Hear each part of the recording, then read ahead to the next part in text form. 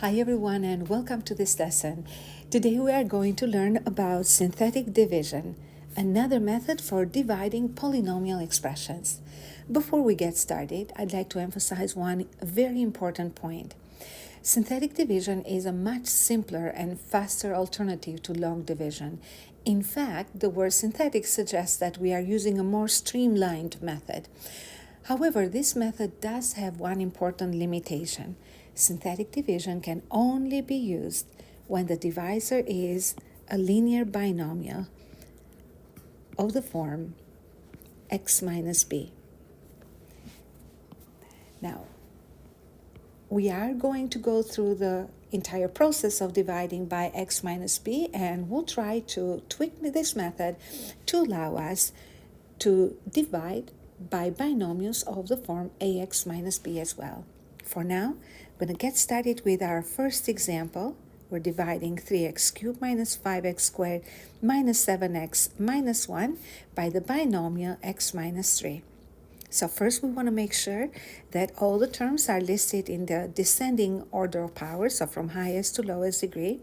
And if we have missing terms, for example, this is a third degree polynomial, so we have an x squared, we have an x power 1 as well, we have x power 0, so we have all the terms in this case, but if we had a missing term, then we will have to fill the polynomial in with 0x to whatever power is missing.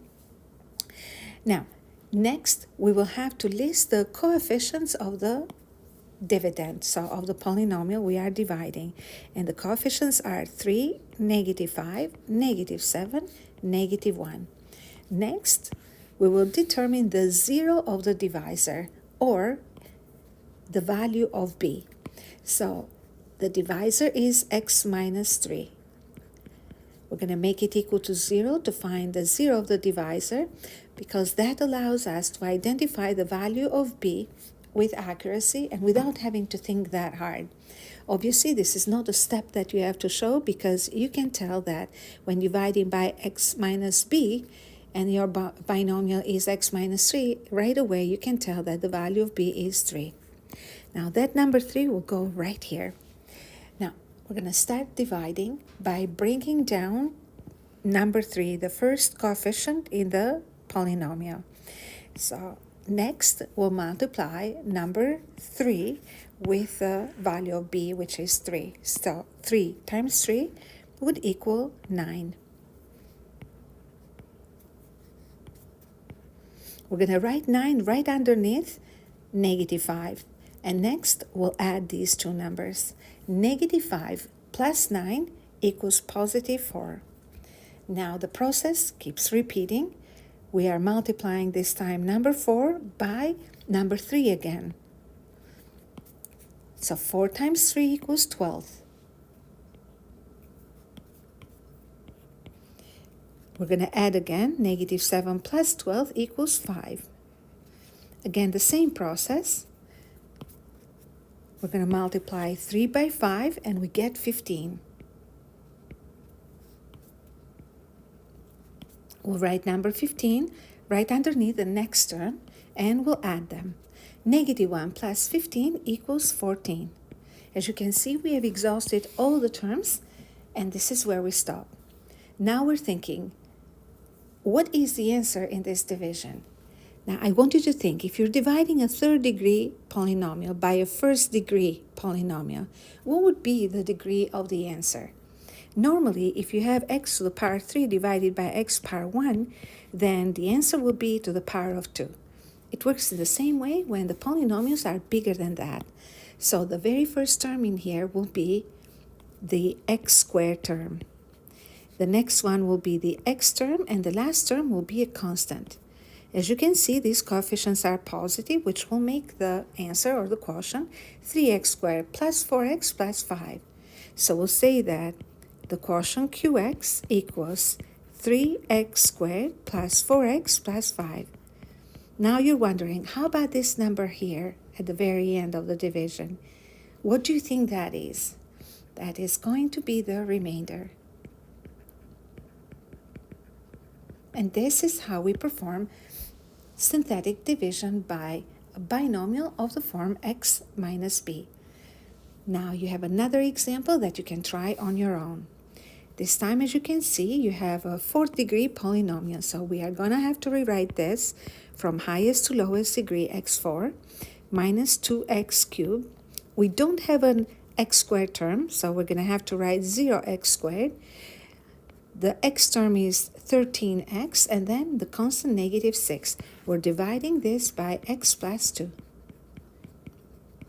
So we'll begin by listing the coefficients.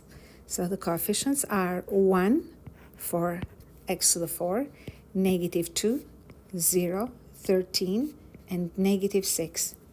Remember, it is very, very important to fill the polynomial n with terms that have a coefficient 0. In long division, we could see the powers, but now we don't see the powers. But we just know that all these coefficients will represent 1 degree lower. Now, we have to determine the value of b. So remember that x minus b is the divisor, the standard form of the divisor. And when we see that we have x plus 2, it means that we must have subtracted a negative 2, which makes the value of b equal to negative 2 in our case. Again, an easy, quick way to get the value of b is by simply making the divisor equal to 0 and then solve for it. So you see that we get negative 2 here. Now, we're going to build that little triangle, half a rectangle, and we are going to list the value of b right on the side here, negative 2. So the process is pretty much the same. So we're going to bring 1 down.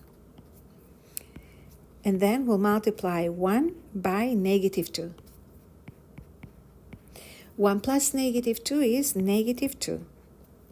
Add them. Negative 2 plus negative 2 is negative 4. So again, multiply negative 4 by negative 2. It's the same repetitive process. That would be 8. 0 plus 8 equals 8. Here we go again. 8 times negative 2. That would be negative 16. Add them. 13 plus negative 16, negative 3. One more. Negative 3 times negative 2. That would be positive 6. We add, and we'll get 0 at the end. Now we're thinking, what is the answer? What's the quotient? Well, we have to think, what are we dividing? We're dividing power 4 by power 1, which means that the answer must be power 3.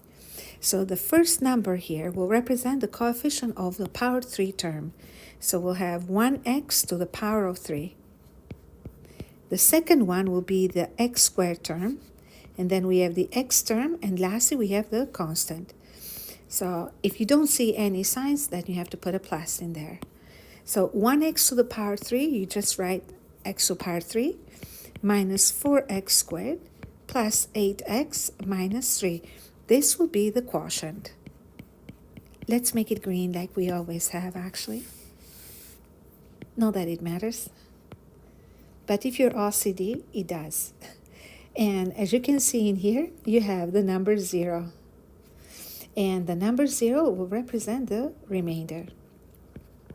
And this is how synthetic division by x minus b works. So try some more questions on your own. And in the next video, we are going to look at division by ax minus b. You have some more practice questions down here, so you can stop the video to record them and practice on your own. Until then, bye for now, and most importantly, thank you for learning with me.